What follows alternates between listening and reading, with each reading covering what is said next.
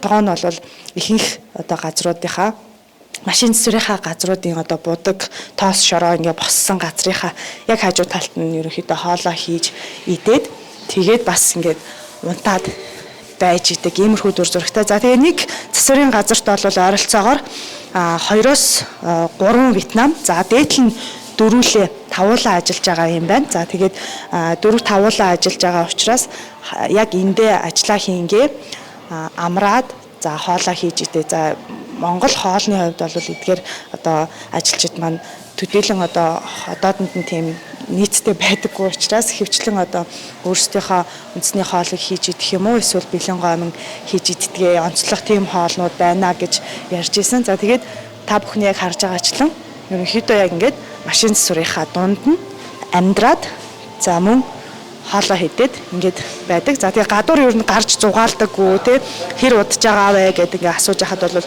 8-9 жил 10 жил болсон хүмүүс маш их байна. За 2-3 сар болж байгаа хүмүүс бас байна. Тэгээ эдгээр хүмүүс маань гарч одоо Монгол оронтой танилцсан гадуур ер нь хэр их гардаг вэ?